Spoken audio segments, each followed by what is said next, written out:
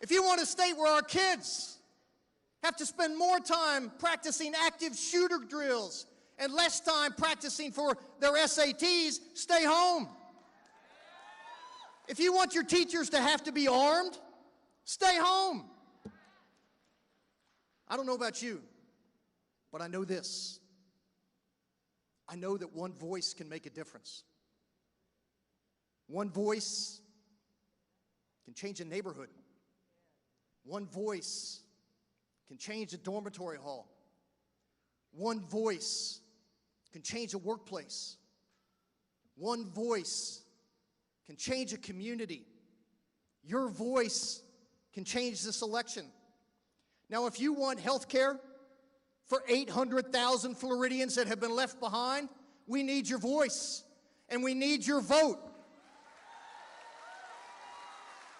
If you want common sense gun legislation and get guns out of the hands of the wrong people, one voice can make a difference. We need your voice, and we need your vote.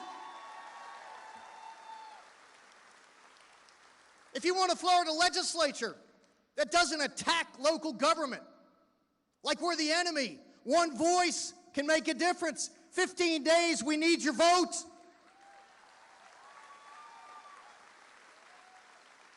And I don't know about you, but I know Florida's best chapter has yet to be written. But it won't be written if we do nothing. It won't be written if we don't vote. It won't be written if we don't organize. It won't be written if we don't get our friends to the polls. It won't be written if Andrew Gillum and Chris King don't get elected, and Janet Cruz doesn't get elected, and all of our folks that you heard today don't get elected. It's time for change. It's time. 20 years is enough.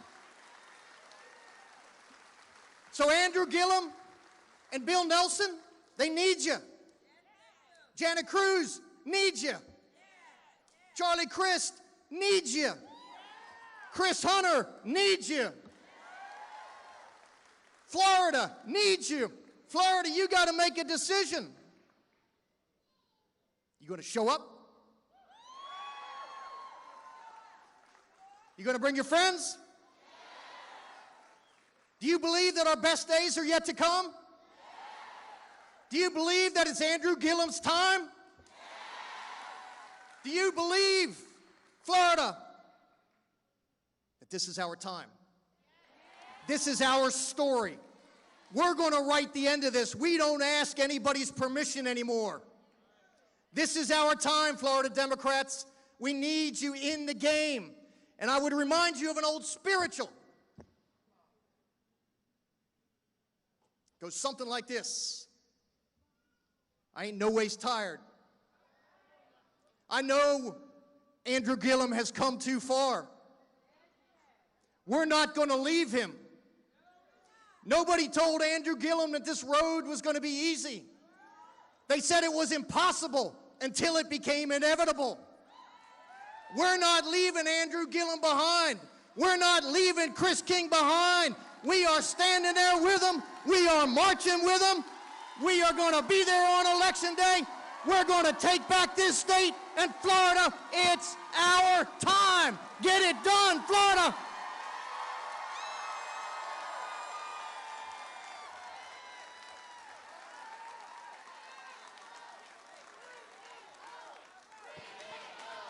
Please welcome Congressman Charlie Crist.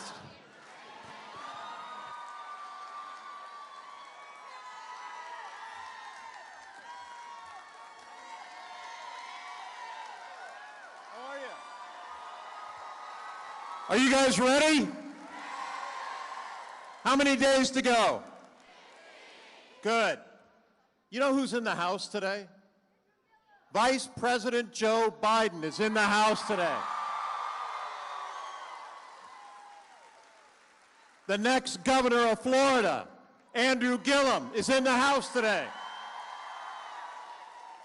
The next lieutenant governor of Florida, Chris King, is in the House today.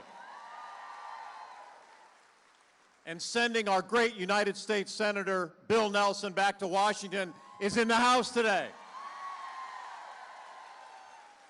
Is it great to be a Democrat or what? It's really great. I have not seen this level of energy for a campaign like this in forever. It is remarkable. The energy is palpable. You can feel it. You see it in people's eyes. You know that they're excited. They're ready to vote. Early voting started today in many counties across our state.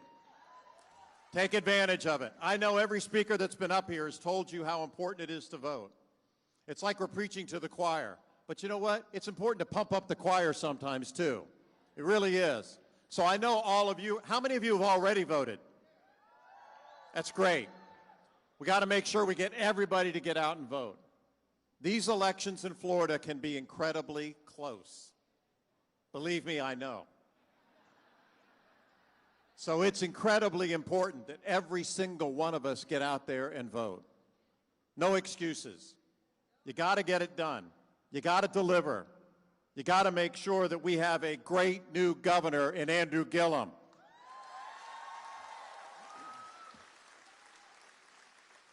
Now, I know the mayor asked if you watched that debate last night. I watched it. It was interesting. You know, after the opponent kind of rattled off a bunch of junk at the beginning, and then our nominee said, wow, that was a mouthful. I thought, this guy has the right tone. Let me talk about Andrew for a minute. This is a man who's got a great heart. You can see that he really cares about people, that he is genuine and authentic. He's the real deal. There's no question about it. We have got to make sure we get him in the governor's mansion. And I know you're with it. I know you're on it. And I know we're going to get it done. How many days? It's almost 14 soon. It's coming fast. But God bless you for being here. God bless you for caring. And God bless you for supporting this ticket. How many live in Pinellas County? Anybody? I'm running for re-election for Congress over there. I am asking for the vote. God bless you all. Let's go win this thing. Let's bring it home.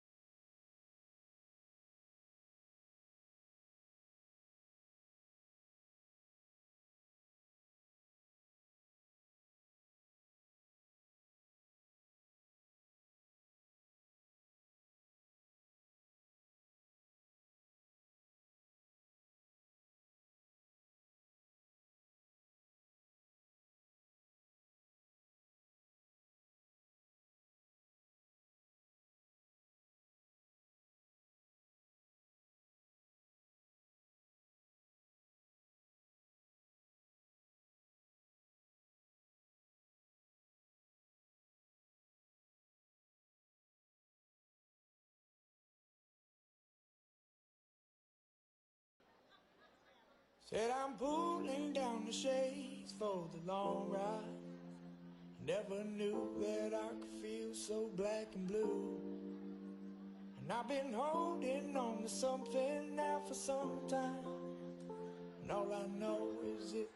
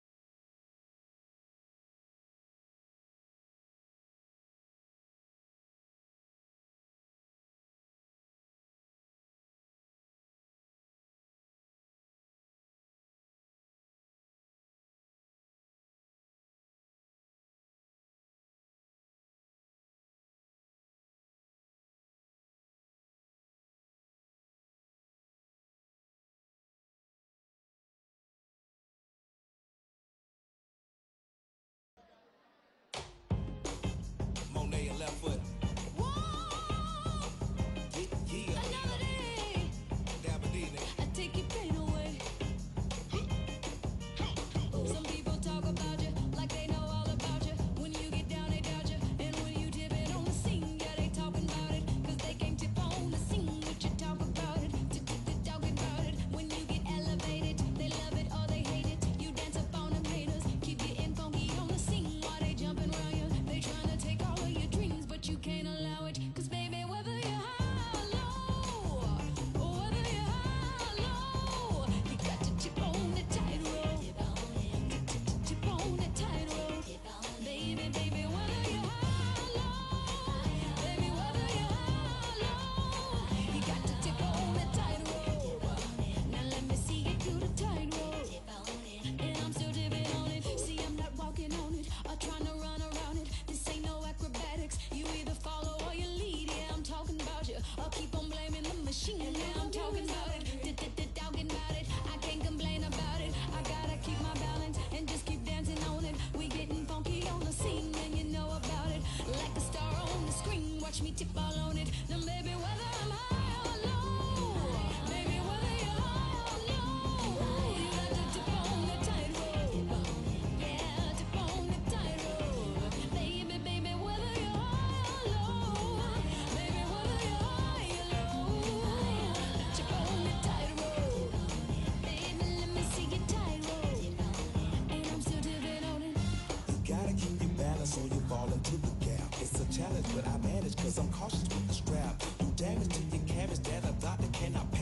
why you don't want no friction like the back of a matchbook that if SS will fold you and your MacBook. Close shows shut you down before we go backwards. Act up, and whether we high or low, we gonna get back up like the Dow Jones or NASDAQ. Sort of like a dog get your hand crack. Come on. I tick on alligators and little rattlesnakers, but I'm another flavor, something like a Terminator. Ain't no equivocating. I fight for what I believe. Why you talking about it? Just talking about it. Some calling me a sinner, some calling me a winner. I'm calling you to dinner, and you know exactly what I mean. Yeah, I'm talking about you. You can rock or you can leave. Watch me tip without you. No, no, no. Water am I alone? Water am I alone? I gotta tip on the tightrope. Baby, baby, whether am I alone? I got to tip on the tightrope. Now, baby, tip on the tightrope. You can't get too high. I said you can't get too low. 'Cause you get too high. No, you surely be low. 1, 2, 3, now.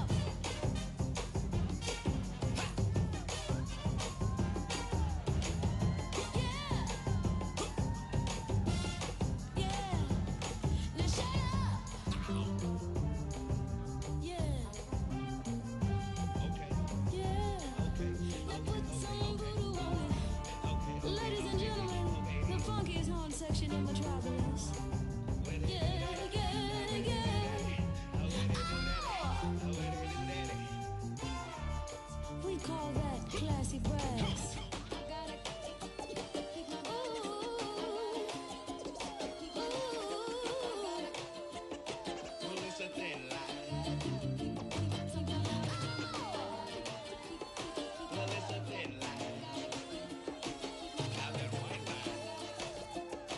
You and your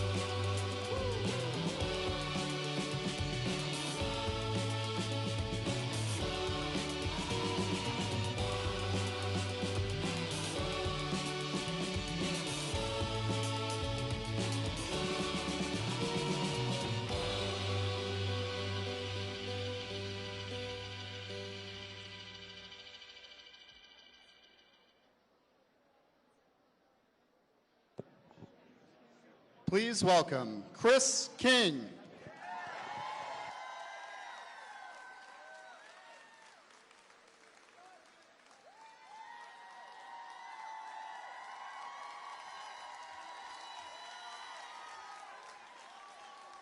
Well, hello, Tampa.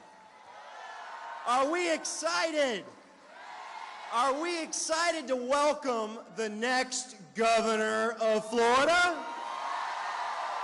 Wait a second. I'm the warm-up act. We got to do better than that. Are we excited to welcome the next governor of Florida? And are we excited to re-elect the senior senator from the state of Florida, Bill Nelson? And are we super excited? And I just saw him, and I can tell you, he's looking sharp, he's looking fit and trim, ready for battle. Are we excited to see the Vice President of the United States, Joe Biden?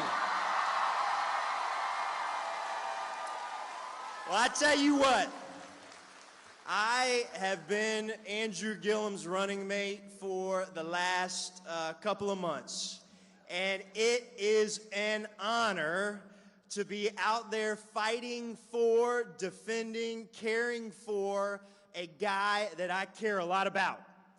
If you watched us in the primary, you know that Andrew Gillum and Chris King are not a political marriage. We are two guys that believe our politics can be higher, they can be better, and the state of Florida does not have to be back of the pack any longer. So I want to encourage you that everywhere we go, even places you wouldn't expect, are really excited about Andrew Gillum. Last weekend, I went to the Villages.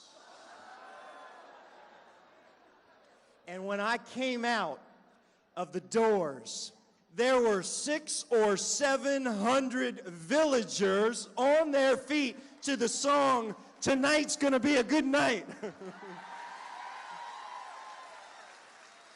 You know, Andrew Gillum is many things. He's many things. But, you know, over the last couple weeks, you know, as we had this catastrophic storm in North Florida, he was the leader, wasn't he, in Tallahassee? He was a steady, seasoned hand protecting his constituents and rebuilding his city. But in the process of doing that, he asked me to represent him all across the state of Florida. And you know, Andrew sometimes asks me to do things that are a little out of my comfort zone. He sends me to places where he thinks I can do well, but you know, I haven't been there before. So he contacts me a couple weeks ago and he says, "Chris, it is homecoming weekend for the historically black colleges and universities across the state of Florida. And as you know, Andrew is a FAMU Rattler." And so he says, "Chris, I got to go back to FAMU, where he was treated like royalty, but I had another invitation, and I'd like you to go and be the pep rally speaker for the Bethune-Cookman Wildcats." Well, that in there lies the differences between Andrew Gillum and Chris King. You know, we're both the same age. We both married a woman that we met at a very young age, my high school sweetheart, his college sweetheart. We both have 3 children. We both have a similar political worldview. But Andrew Gillum has a swagger, a hip factor that Chris King is still trying to emulate. And it can be best illustrated in what we call the political walkout song. So you know the walkout song. This is a song they often play in front of big audiences to fire you up, and it's supposed to be a reflection of your personality. Well, Andrew Gillum's walkout song is Walk It Like I Talk It. Very cool, very hip, very relevant. Chris King's walkout song for my smaller audiences is Jackie Wilson's Your Love Keeps Lifting Me Higher. Not as cool. I show up at Bethune-Cookman, 5,000 people, huge amphitheater. They give me a great introduction. I walk out and they put on Walk It Like I Talk It. And while I tried to do my very best, Andrew Gillum, I fell miserably short. But I can tell you, he doesn't just have a better vision than Ron DeSantis. He doesn't just have a better ideas on health care and public education and the environment than Ron DeSantis. But I can tell you, he is a man of character. He is a husband and a father, and he will make history in winning this election and becoming the first African-American governor of Florida. But, here's the but. We're going to win this election because we're right on the issues, aren't we? But, here's what I'm asking you. Please don't send us to Tallahassee without sending friends along with us. Please don't send us up there without sending the people to Washington that we can trust. And so I want to lift up. You've got two incredible congresspeople back there, Kathy Castor and Charlie Crist. They are wonderful. You've got two candidates that I personally know. Fentress Driscoll running for State House. I've known her for 20 years. She will be a star for Tampa Bay. Elect her, support her, care for her. And you've got a great next state senator in Janet Cruz. Help send her to Tallahassee. And we have some incredible congressional candidates running. And you need to know their names. You need to support them and care about them. They have lived incredible lives. They are fighting difficult battles, and they need your help. Chris Hunter, who's here. Kristen Carlson. David Shapiro down in Sarasota. These are great congresspeople that we need in office. Help us send them. So, I will end with this. We don't just need to elect Andrew Gillum and Chris King as the next governor and lieutenant governor, but we need to elect a man that you know well. He is a man who has a very unusual biography. He has served both in Congress and he has gone to the stars. An astronaut and a leader, very unusual combination. He has been the steady, seasoned, experienced leader of the Democratic Party in this state for over 4 decades. This is a moment where we must send him back to Washington, D.C. and allow him to serve as the man of integrity and character that he is. And so without further ado, your friend, my friend, the senior senator from the great state of Florida, please welcome Bill Nelson.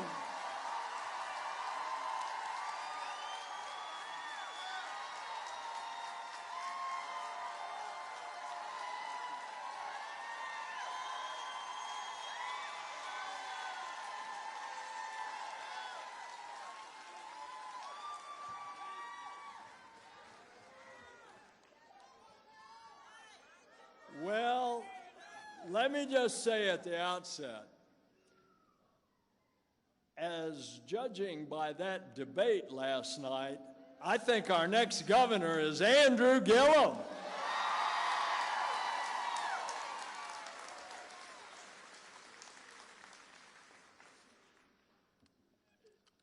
It's good to run with folks like Andrew and Chris. And you can sense the momentum.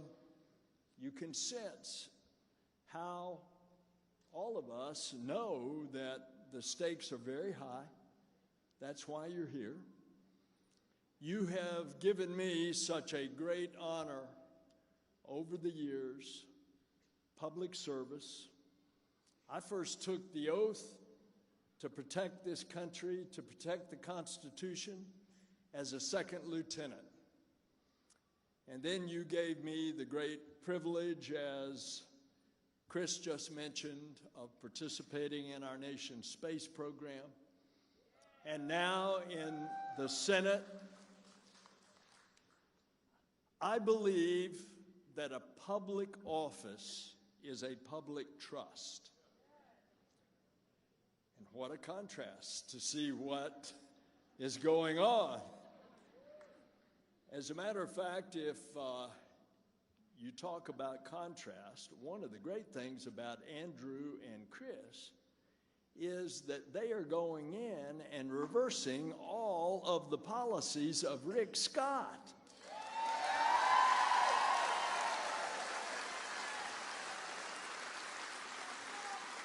So look what he's done. He has cut education. I've always supported education. Florida is down at 40 out of 50 states. Our teachers are paid $10,000 less on average than the national average for teachers. This just should not be. Or look at, I want to expand health care.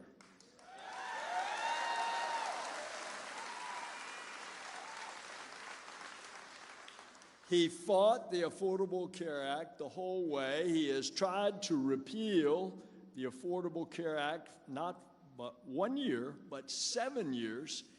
And now the state of Florida has a suit in federal court to try to strike down pre-existing conditions as unconstitutional in the Affordable Care Act. Do you know that there are 8 million people in this state that have a pre-existing condition? You think someone, I have seen back in the days that I was the elected insurance commissioner, I've seen insurance companies say, we're not going to insure you, you have a pre-existing condition, you have asthma. 8 million people in this state.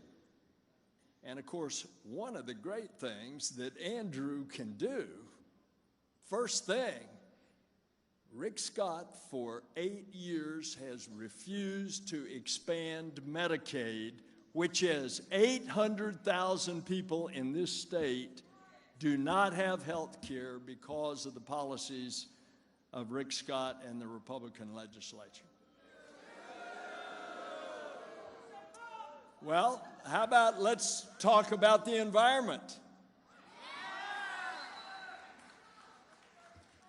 So, I have always supported the environment. By the way, go to the beach and see if you see any oil rigs out there.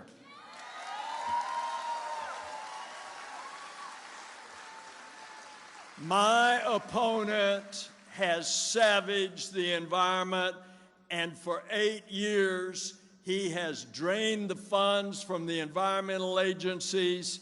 He has eliminated the Department of Community Affairs, the Growth Management Agency, and he is starving and cutting the water management districts, and the results are right in front of us.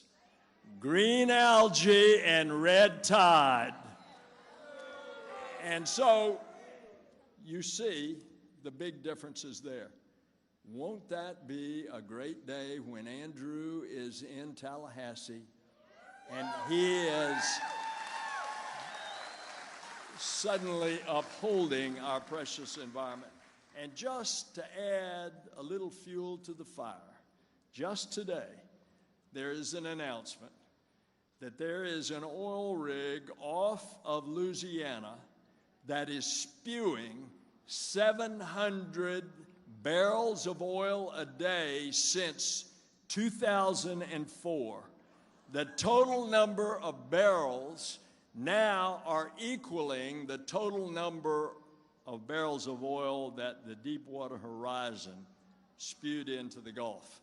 And let's hope that the winds don't shift like they did back in 2010 with the Deepwater Horizon BP, because the wind shifted to the east and it brought that oil to the beaches of Northwest Florida. And you know what happened? Covered the beach of Pensacola, also in Destin, and those pictures flashed around the world, and as a result, our guests did not come for one entire season all up and down the Gulf. Now, the businesses, the hotels, the restaurants, all of the businesses having to do with our guests and our tourists, they finally have realized we can't have oil rigs out there. Well, these are just some of the things. I want to say also that you've given me the privilege of leading the committees that handle our national space program. And I want you to know that America is back in space. We are going to Mars. The largest rocket ever is going to launch in 2 years. It is a third more powerful than the Saturn V that took us to the moon.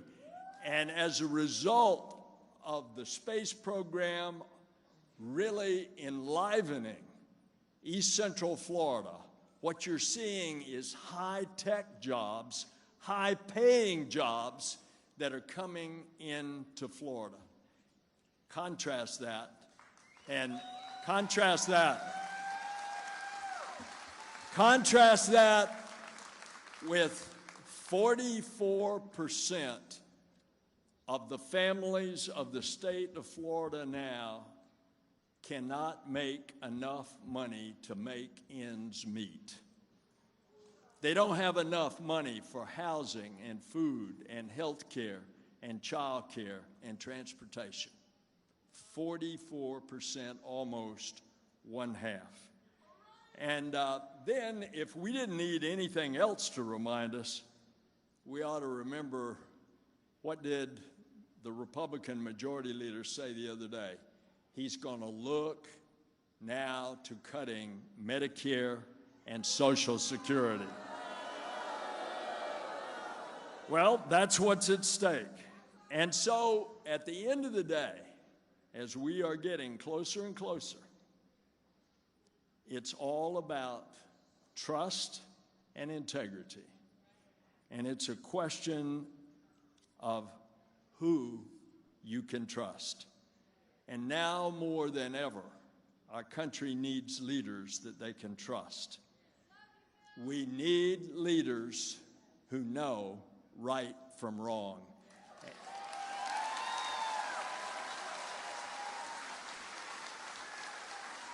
And you know, you boil it down, and it's just that simple. And so I want to introduce to you one of those leaders that knows right from wrong, Mayor Andrew Gillum, the next governor.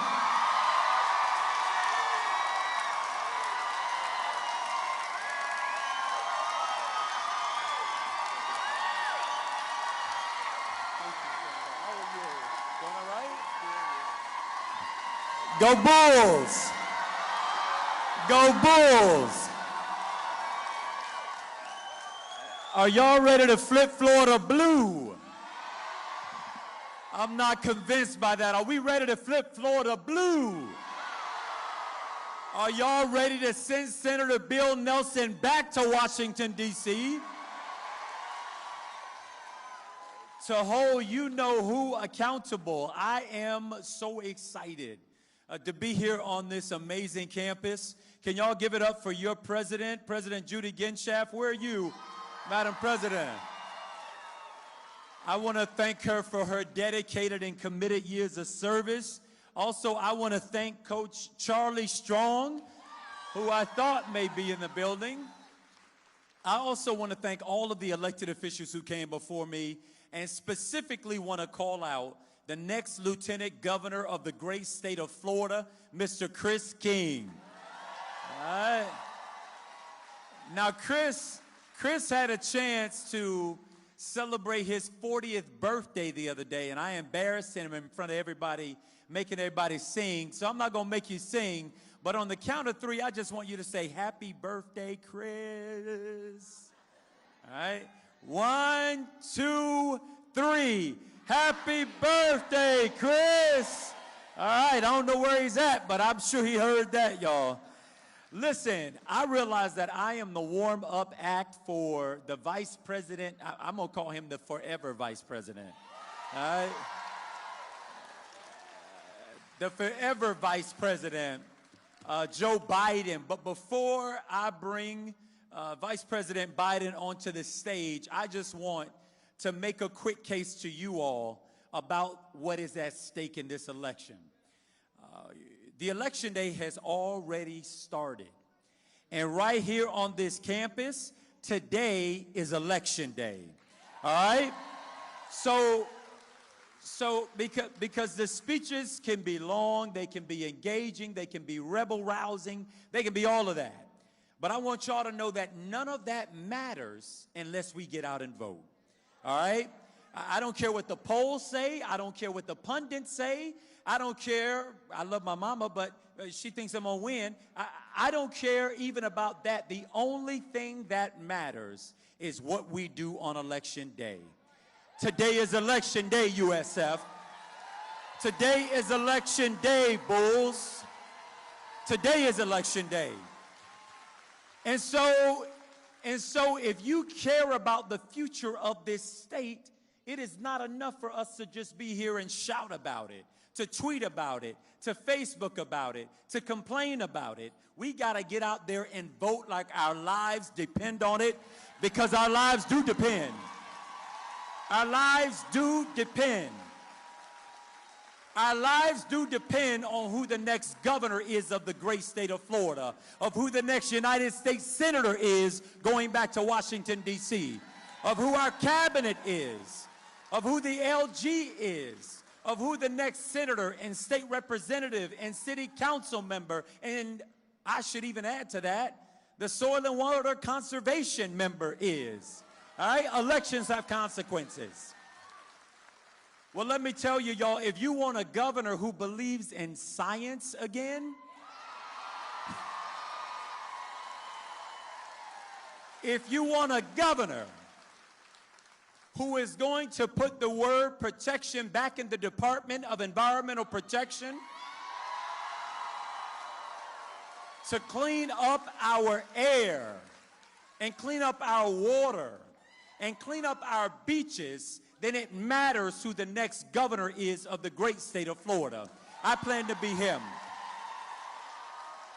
Students, if you care about going to college and graduating without graduating on a mountain of debt, it matters who the next governor is of the great state of Florida. If you care about protecting the Affordable Care Act, assuming you're 25 and younger and you want to stay on your parents' insurance, then it matters who the next U.S. senator is and a governor who's going to expand Medicaid in the state of Florida for over 800,000 of the most medically needy people in our state. It matters who the next governor is of the great state of Florida. Young people, if you care about affordable housing, right? Because you're going to graduate and you're going to find yourself off this campus and into our communities, and I want to build a kind of state where you don't have to be on the first flight out of here, going to North Carolina or Palo Alto, California, or Cambridge, Massachusetts, or wherever else, all great places. But I want you to be able to choose to build your life right here in the state of Florida. I want you to start a job. I want you to start a business. I want you to work in a nonprofit. I want you to follow your dreams until it feels like a dream. And I want you to be able to do that right here in the great state of Florida, but it matters who your next governor is so that we can create a state that makes room for you too. If it matters to you that we have real criminal justice reform in the state of Florida, it matters. It matters. And I'm not talking about superficial criminal justice reform. I'm talking about passing Amendment 4 so that once you've committed a crime and you've done your time and you re-enter society, that you have your constitutional right to vote, but that you also have a right to go to work and earn a wage and take care of yourselves and take care of your family. That's the kind of reform I'm talking about. I'm also talking about restorative justice and civil service, and I'm also talking about our bail reform. Do y'all know that in the state of Florida, 60% of people who are in our jails are there without ever being found guilty of a crime? 60% in the state of Florida. Do you want to know what that cost the state of Florida? Last year alone, $680 million to incarcerate that 60% that have yet to have been found guilty. Let me tell you what this is. This is a two-system set of justice. The kind of justice that you can afford and the kind of justice that people can't afford. That's not how it's supposed to work in the United States. That's not how it's supposed to work in our state. And so when I talk about criminal justice reform, I'm talking about if you do the crime, you do the time, you pay your debt to society, you re-enter society, and you're able to make a productive living for yourself and for your family. We ought to be able to have that right here in our state. I want you to know that if you want a governor who is willing to stand up for you every day, regardless of where you come from, what language you speak, what nation of origin, who you love, then you need to elect the Gillum King ticket to lead this state. And you need to elect Democrats up and down the ballot who are going to reinforce our values and what it is that we believe. We're one of the most diverse states in all of America. One of the most diverse states in all of America. And we have a chance to send a message to Mr. Donald Trump in the White House that right here in the state of Florida, we're going to remind America of who America is again. We're a country that is diverse, and we're rich in that diversity. We're a country that values people, that values a woman's right to make her own reproductive health decisions, that values people regardless of the color of their skin or where they come from or what side of the track they grew up on.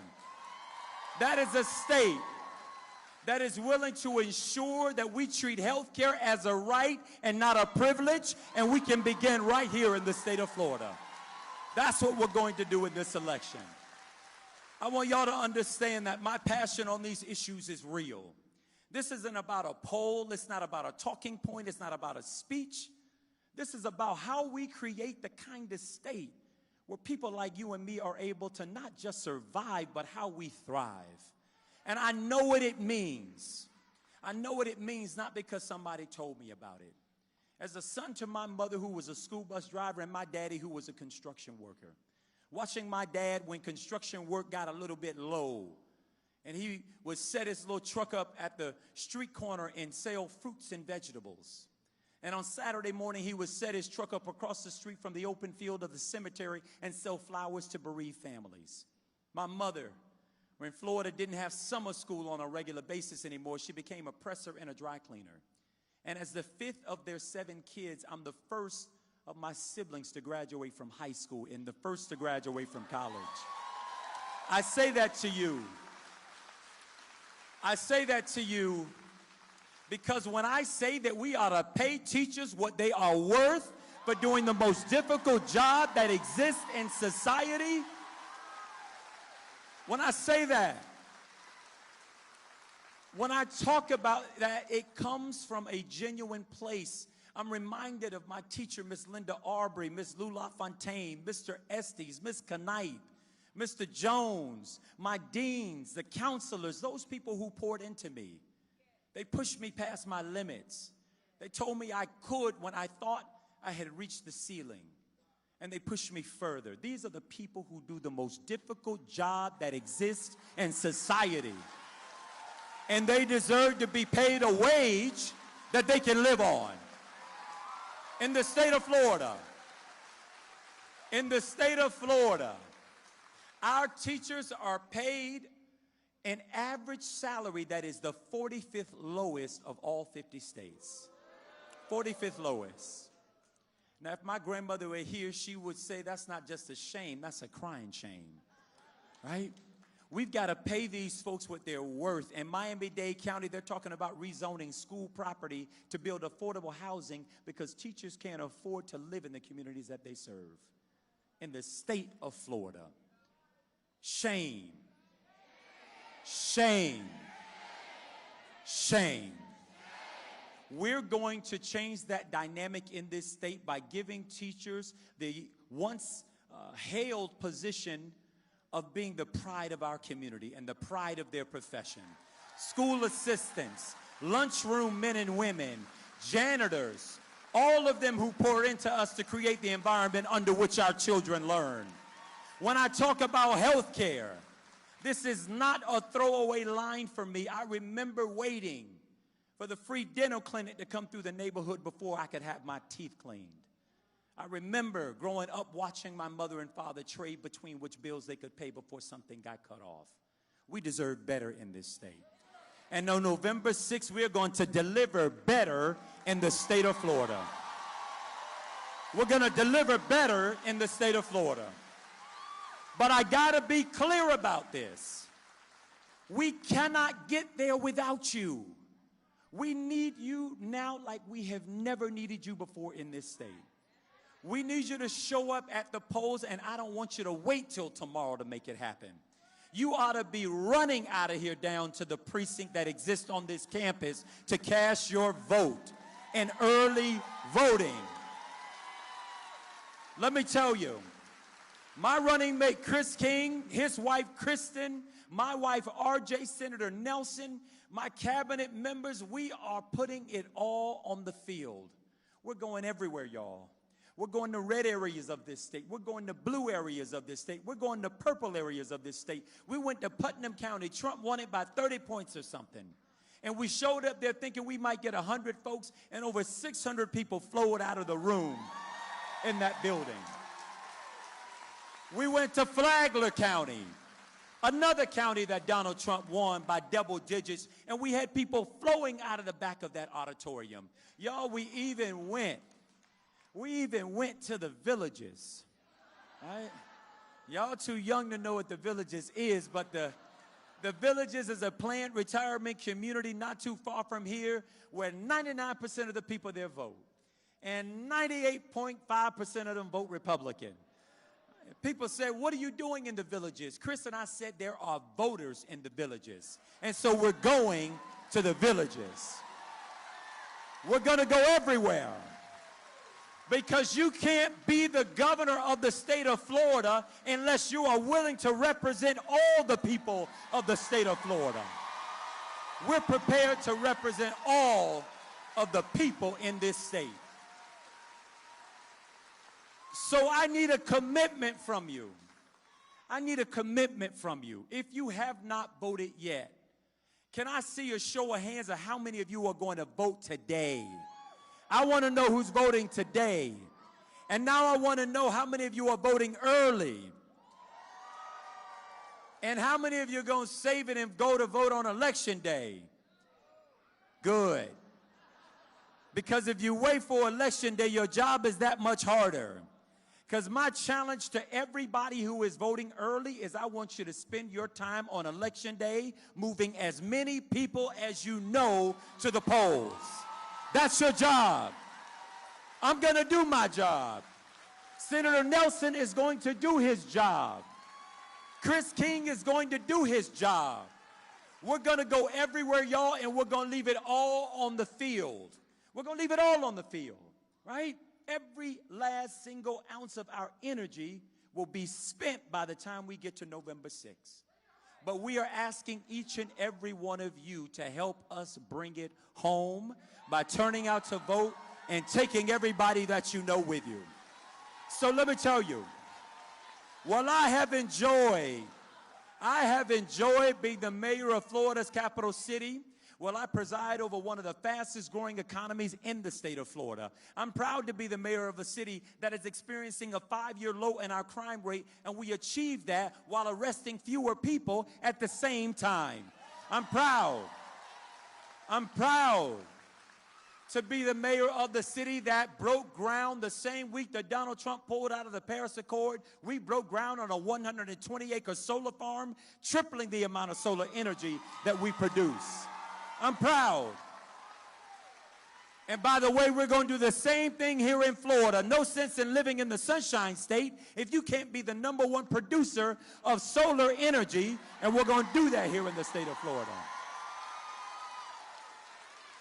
But I'll tell you, as proud as I am as being the mayor of Florida's capital city, USF, the Bulls, I want you to know that the next time I see you, it is my goal to address you as the next governor of the great state of Florida. Let's go, Bulls. Let's go. It is now my honor to introduce a man who needs no introduction. The coolest man on planet Earth, I guarantee you.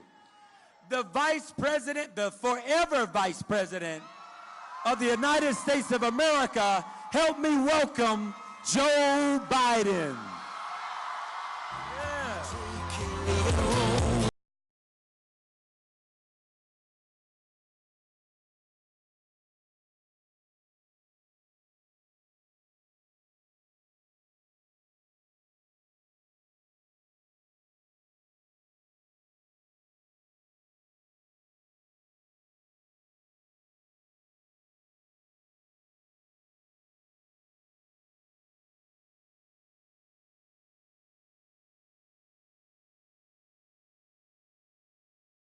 Well, I can say it's great to be with you all.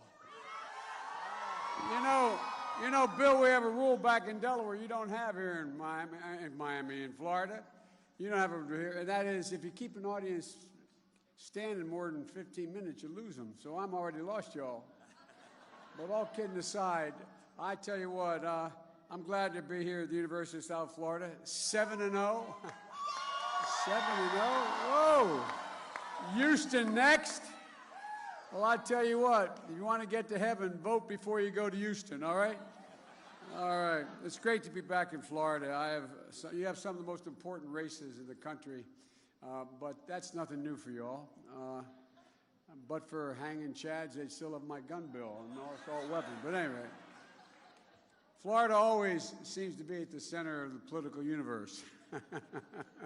You know, folks, I've campaigned for a lot of folks this year, and I've been in and out of states and congressional districts, and maybe more than anyone else, I've seen one thing the American public, and I mean this sincerely, is desperately looking for. They're looking for in both Republican and Democratic candidates, men and women with character. Just, no, I mean a simple proposition, just character, decency. My mother would say character is made up, Joy, of 1,000 little things, no one big thing. If someone's going to lie to the waitress next to you, you're going to lie to you. If someone's going to treat someone with disrespect, they'll treat you with disrespect. It's 1,000 little things. And today, more than ever, we need leaders. We need leaders who understand that it is all about character. In order to restore America's stature, both home and abroad, we've taken such a hit. Let me tell you something. I've served with a lot of people in my career. As a matter of fact, when I was leaving the Senate after being elected to a 7th term, you may remember, Bill, the Senate historian came in. We have a caucus, Democrats and Republicans send a caucus once a week. And the Senate historian comes in with a history minute. He said, before Vice President Biden, I got sworn in again because there were still votes in early January. We weren't sworn in as president and vice president until the 20th. And he said he's leaving now to become the 47th Vice President of the United States, but he served longer than all but 13 people in American history. And I thought, oh my God, that can't be true. But what I want to say is I've met more senators than anybody living, and I've worked with more. And here's what I want to say to you. I haven't met anyone in all my years with more character, courage, integrity, and decency than Bill Nelson.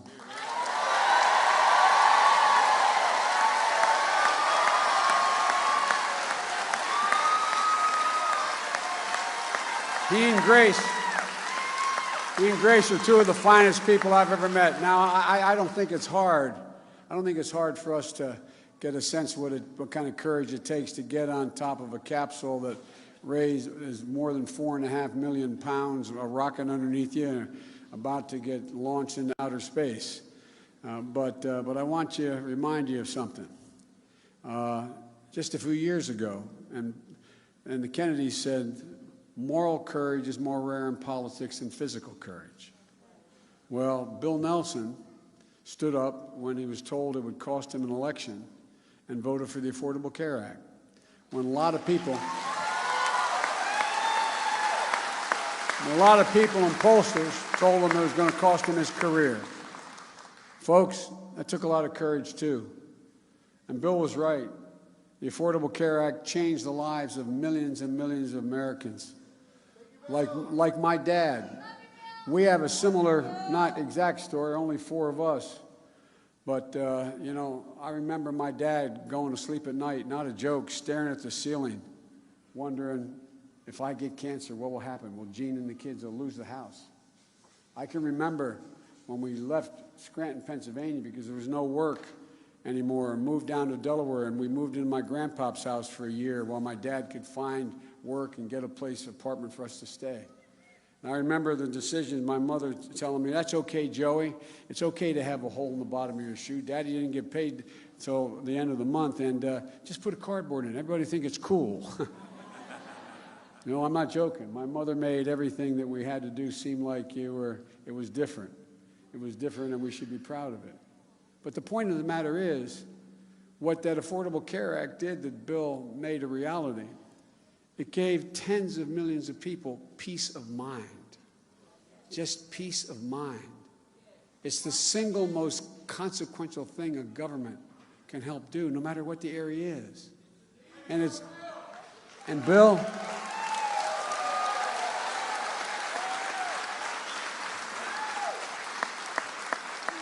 one of the things you've seen in this state is how much more good could have been done in Florida, but for Rick Scott. No, I mean this sincerely. I'm not looking for boos or cheers. This is deadly earnest. Just by signing, which your new governor will do, the expansion of Medicaid to hundreds of thousands of people. By the way, I really don't know where these other guys come from. Not a joke. This is not your father's Republican Party. This is a different breed of cat.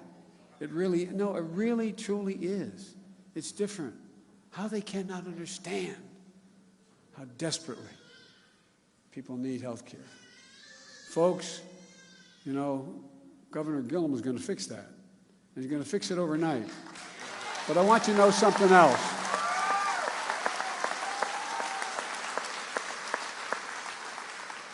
Bill voted against that ugly tax bill that gave hundreds of billions of dollars to the super wealthy and very little to anybody else.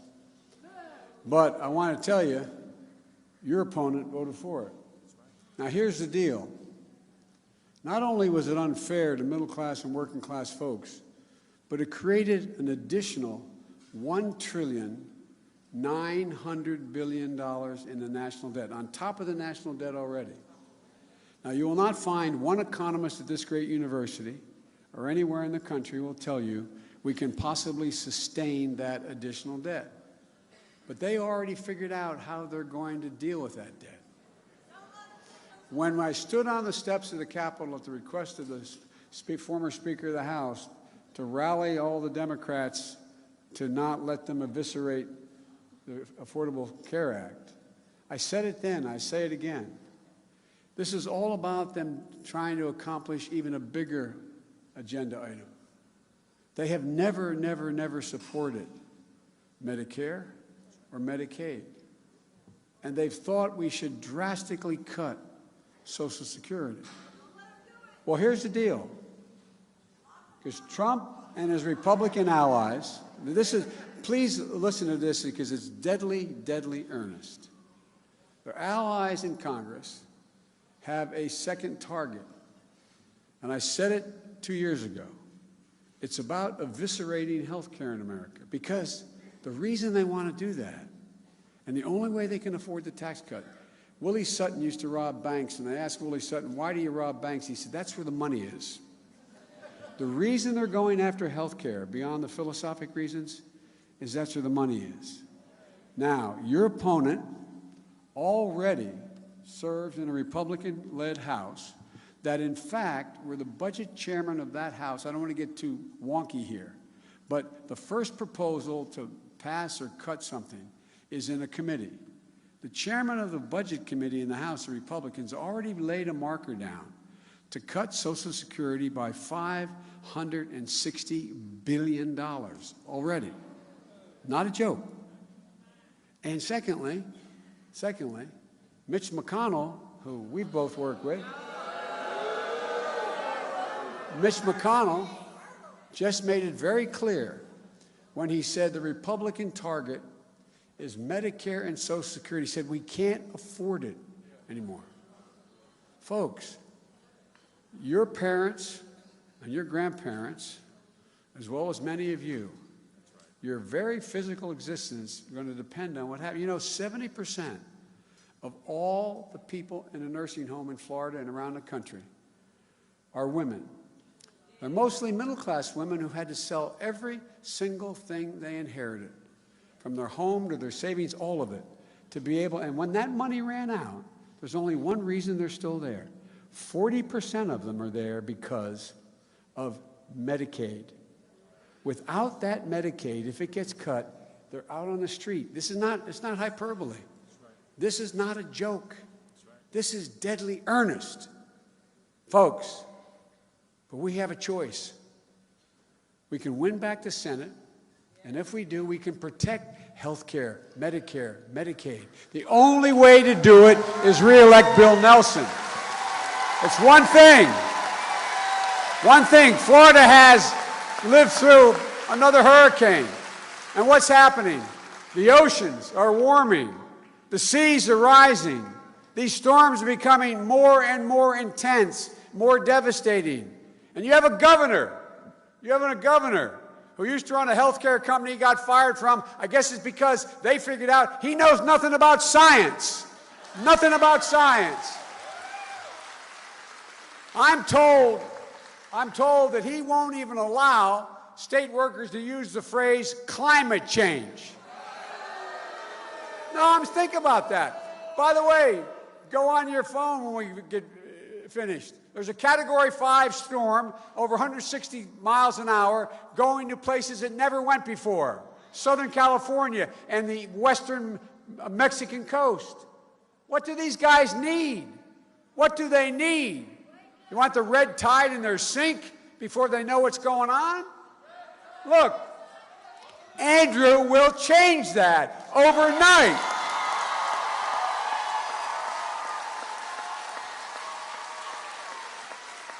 It's a real threat to Florida. I remember last time I asked Bill, what do you want me to do? He said, go to the Florida Everglades. I spent a day in the Florida Everglades with the guy that used to take him around. At least I didn't have to wrestle the damn alligator. But Bill wanted me to understand how important it was, what was going on, and why we should change the law relative to it. Look, folks, the governor, who is now running for the Senate, he doesn't even believe in climate change. He doesn't even, and now he wants to go to the Senate and join some more know-nothings. Look, think about it. Bill is one of the strongest voices in the United States of America dealing with climate change, and he knows. He knows that climate change poses a greater threat to our communities and the state economies and its very survival. And one more thing. When Barack and I got sworn in as President and Vice President,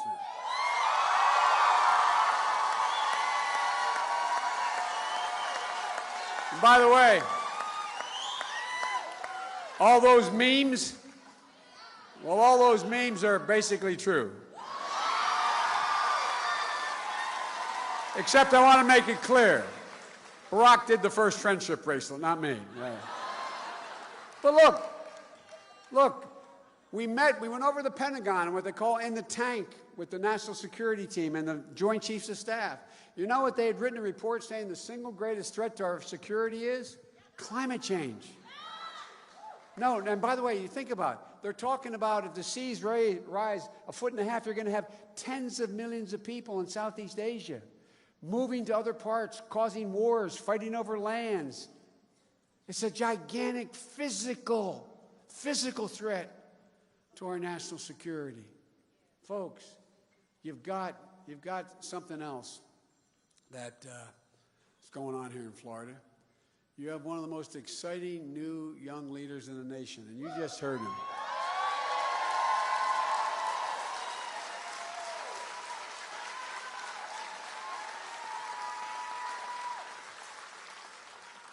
I come out of the civil rights movement, and I'm going to say something self-serving. I was just in Memphis. I got honored with the Medal of Honor from the foundation, the African American Foundation,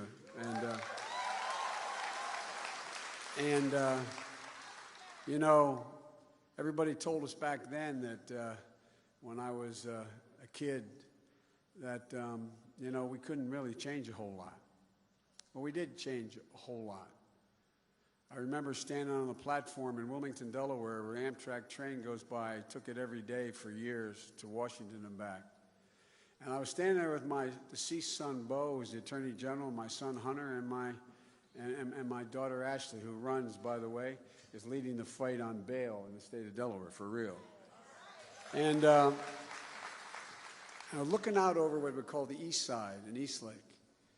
And when I was a young public defender, that's where I'd go to interview clients at the station because that's where the rest of them. Wilmington, Delaware is the only city in America occupied by the military for 10 months since the Civil War. Occupied, every single corner with a military person on the corner. And all of a sudden it dawned on me.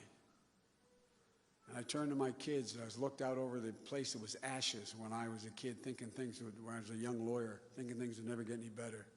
And here I was, waiting for a black man to come 24 miles from Philadelphia to pick me up to take 127 miles ride to Washington, D.C. to be sworn in as President and Vice President of the United States.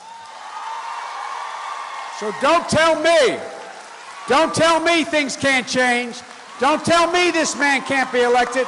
Don't tell me that will not happen. Don't tell me.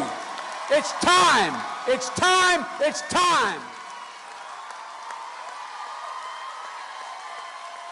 Florida deserves better. You want change in this state?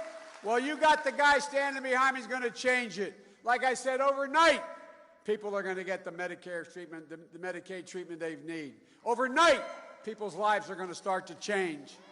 Ladies and gentlemen, you have such an enormous opportunity. You have such an enormous opportunity with Andrew leading this state. From the, his leadership here it's from the top, but the point is, it is all what you already know should be done.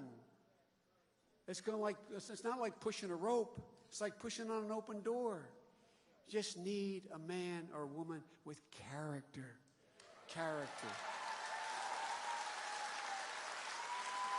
Folks,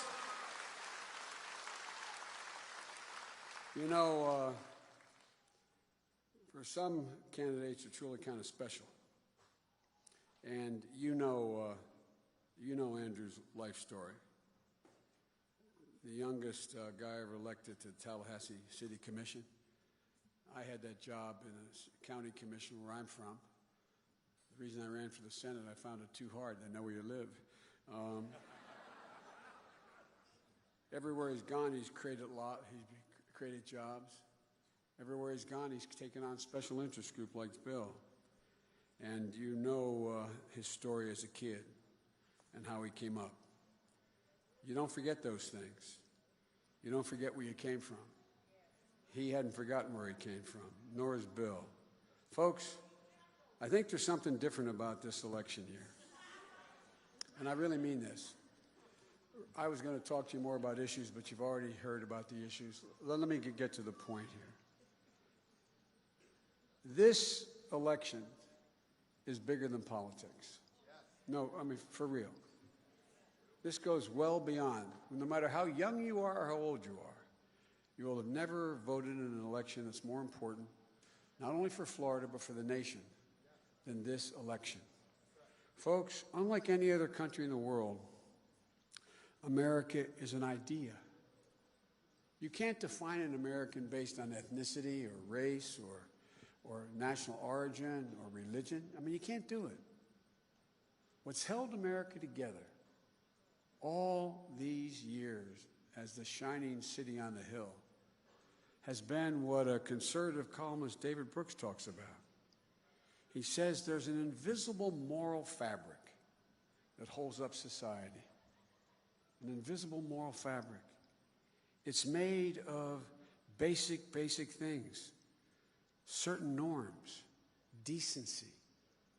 I mean it sincerely. Telling the truth. Giving hate no safe harbor. Leaving nobody behind. Realizing America is bigger than you are. It's about something bigger than you. And folks, these values are the things that have always held us together. And folks, I think today, as David Brooks said, they're being shredded. They're being shredded.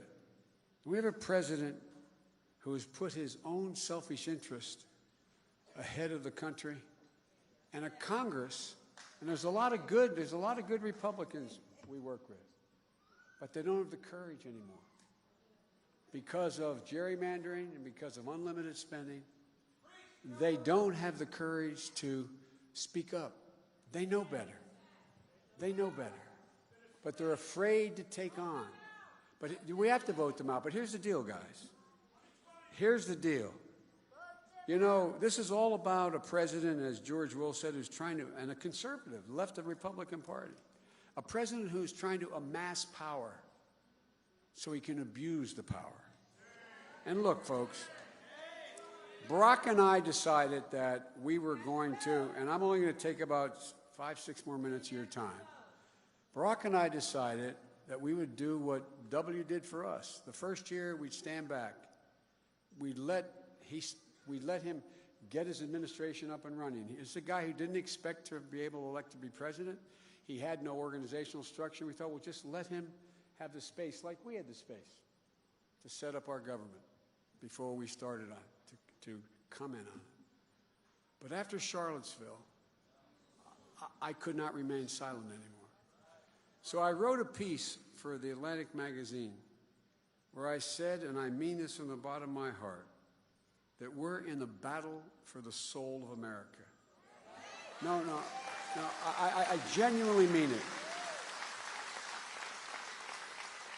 I never thought I'd see the day where neo-Nazis crawling out from under rocks and coming out of fields with lighted torches, with crazed expressions on their face, carrying Nazi flags, chanting the same, when people don't know this, the same anti-Semitic bile that was chanted in the streets of Nuremberg and Munich and other places throughout Germany in the 30s. Same bile.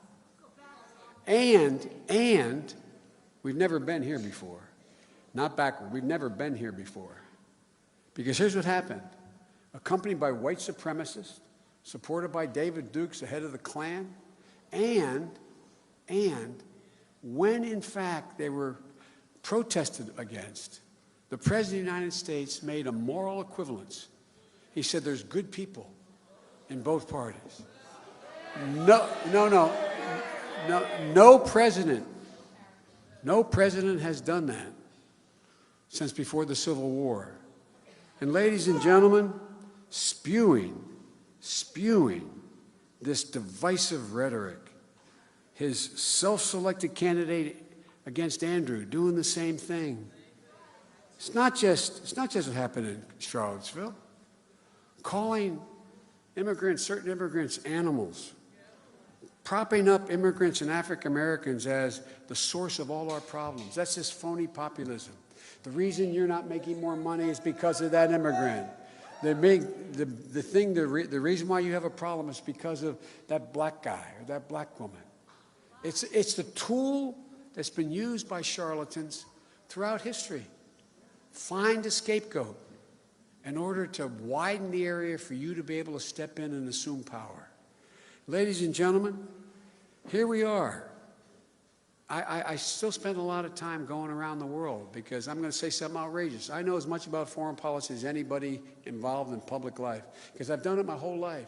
I just got back from Copenhagen, meeting with world leaders, back from London, meeting with the Prime Minister, back from, anyway, and they're confused. They're calling me and asking me, explain to me, Joe, what is going on? Not a joke, because they are scared to death that America is ceding the field to tyrants across the world.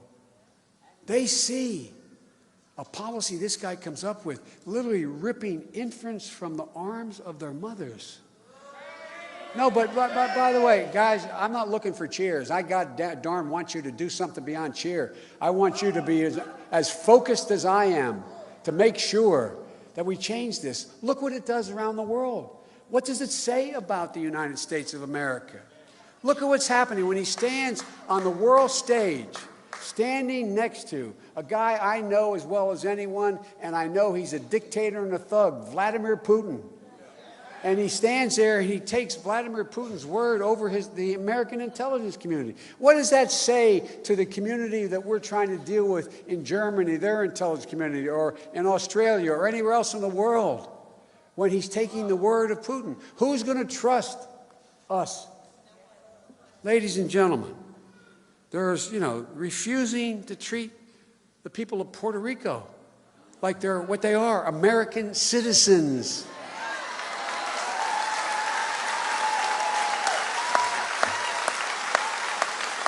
Here's the point, guys.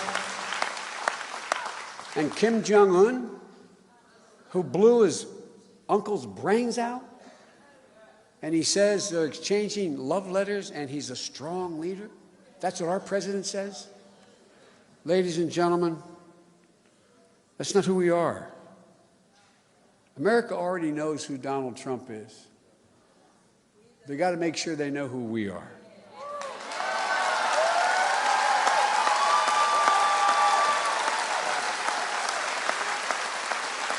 And folks, the fundamental issue for I know I'm referred to as middle-class Joe, and it's not meant as a compliment, but I know what made the country great. I know what made the country great and why it grew. When the middle class does well, the wealthy do very, very well, and the poor have a way up. That's the fact. But here's the deal, guys. There used to be a basic bargain in America. That if you contributed to the well-being of the enterprise you worked for and they did well, you got benefits too. From the end of World War II to 1973, productivity in America grew over 95%. Wages grew 92%. 92%. From 73 to now, productivity grew 77%. But your wages only went up 12%. Something's wrong. Something's wrong.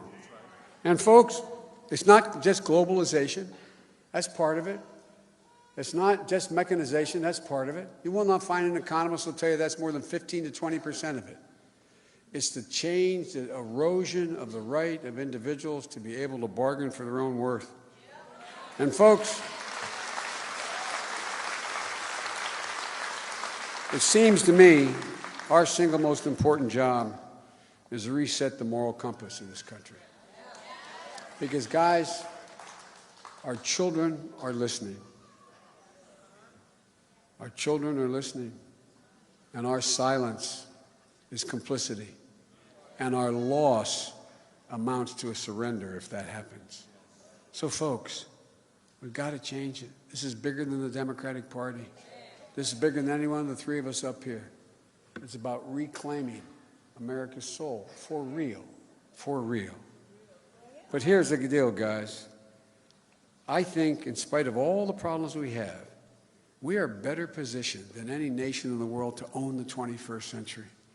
No, really mean it. A lot of Democrats independence republics walking around with their heads down like, woe is me. What's so, my God. Folks, no one else has a patch on our genes. I spend more time with Xi Jinping than most anybody in the world, the leader of China. He'd trade places in a heartbeat with the President of the United States of America. They not only don't have enough energy, they don't have enough water. They have $1 trillion project to try to figure out how to change the direction of their rivers. A significant portion of the land is polluted with cadmium. They can't even produce enough food. They have historical divisions between the sea and western mountains. They are a divided country in 1,000 ways. They're run by a kleptocracy made up of the so-called princelings. Any of you turn on television or ever travel to Beijing or anyone else, you see anybody not walking around with a mask on? They're dying at 4 times the rate Americans are of lung cancer. They'll have more cancer cases in China in the next decade than all the rest of the world combined. Don't tell me China's going to own America. It's not possible. I want China to do well. When I sold that to Xi Jinping, he said, why? I said, so we can sell you more of our products. That's what I want you to do well. He said, why do you keep saying America's an Asian power? Because we are a Pacific Asian power. And I said, the only reason you have made any progress in the last 35 years is because we've kept the peace in the region. And so look, guys, we not only have the most powerful military in the world, as important, we have the best research universities in the world. We have more great research universities in America than all the rest of the world combined. And by the way, every life-altering thing that's been developed in the last 25 years has come out of a research university, not out of a company, out of a research university. Our workers are 3 times as productive as they are in Asia. Ladies and gentlemen, it's about time. It's about time we begin to tell the American story. It's about time we lift our heads up. Get the hell up and take back the country. It's about who we are. It's about dreaming again. Dreaming again. It's about possibilities. Remember, this is the United States of America, unlike any country in the world. And that's not hyperbole. So let's take it back. Take it back and lead the world. God bless you all, and may God protect our troops. Thank you.